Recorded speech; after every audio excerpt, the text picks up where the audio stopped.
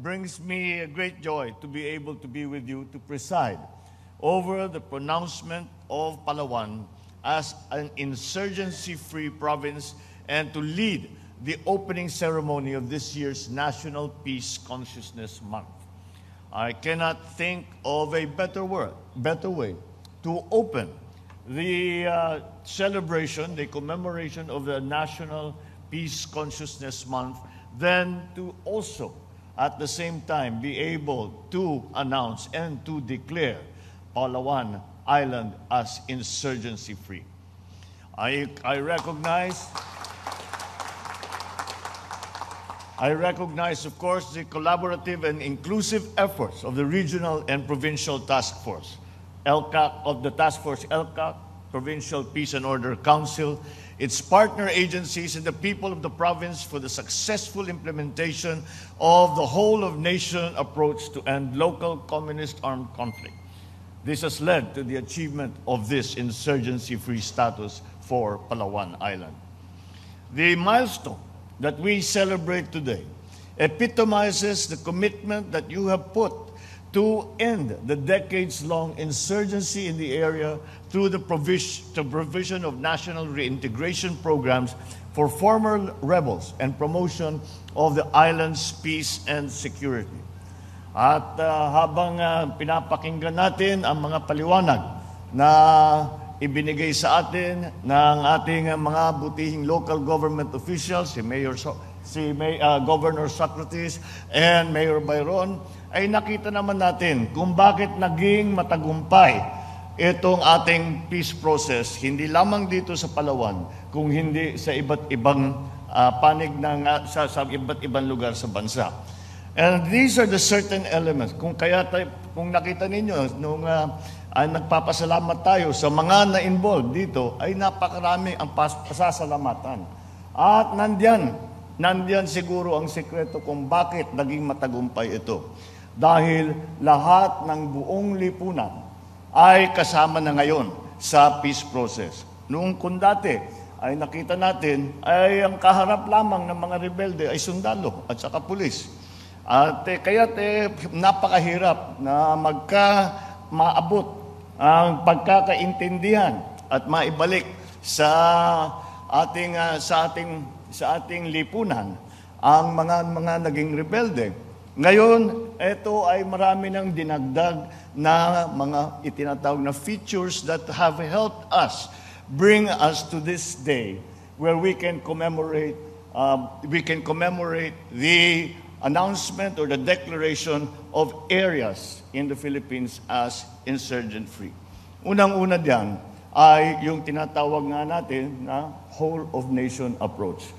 At hindi lamang ang sundalo ang kausap, hindi lamang pulis ang kaharap ng mga rebelde, kung hindi pati na lahat ng ahensya ng pamahalaan ay kasama dyan sa pagdudulot, pagdadala ng serbisyo, ng infrastruktura na kinakailangan doon sa mga komunidad na yun.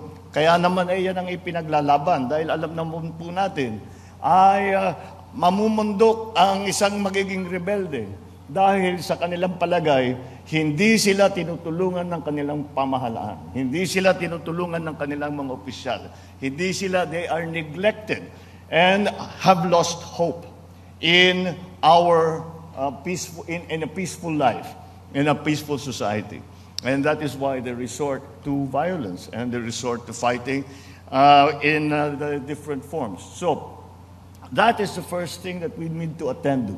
Kailangan maramdaman ng bawat Pilipino na nandito, hindi lamang ang pamahalaan, kung hindi pati na ang local communities, pati na ang local government, pati na ang mga pulis, pati na ang mga sundalo, pati na lahat ng bahagi ng ating lipunan ay nandiyan upang suportahan at pagandahin ang kanilang buhay. Kapag natupad natin yung pangako na yan, ay makikita natin na magiging mas madali ang usapan na papunta sa kapayapaan. Isa pang bahagi nito ay ang ating pagpapartner sa ating mga local government officials na ngayon, pati local government ay maaring makipag-usap sa mga lokal na rebelde. Dahil alam naman natin, pagka tayo ay galing sa isang lugar, kilala naman natin, kilala mga kamag-anak natin, yung mga kaeskwela natin yan dati. Kaya't mas madaling lapitan ng mga local executive. Malaking bagay po ito. Ito ay malaking bahagi dito sa NTF-ELCAC at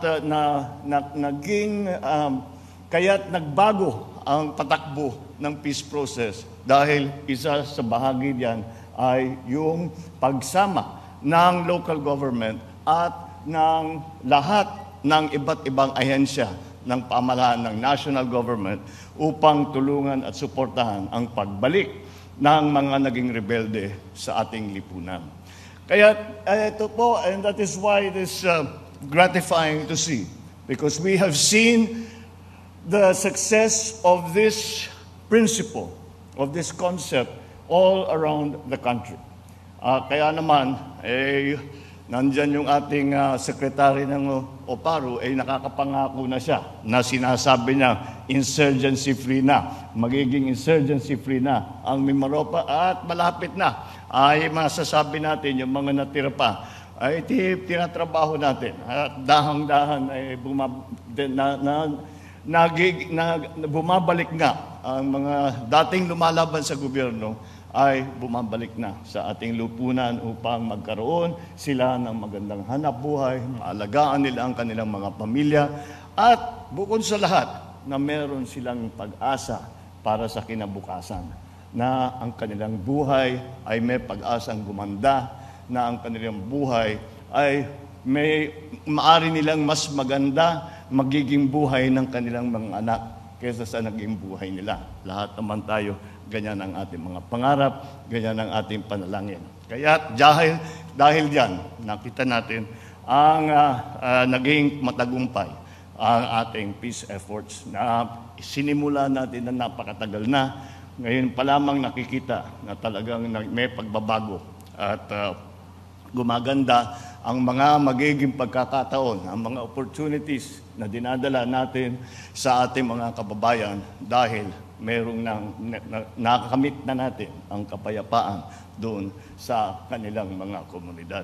Kaya't muli, pasalamatan natin lahat ng kasama dito sa peace process na ating pinagdidiriwang ngayong araw na ito dahil sa Peace Consciousness Month at ang pagdeklara ng Palawan na insurgent-free. Congratulations sa inyong lahat. Ipagpatuloy ninyo ang inyong nasimulaan. At nang sa ganun ay maging mas mapayapa ang Pilipinas at maging mas mapayapa ang buhay ng bawat Pilipino.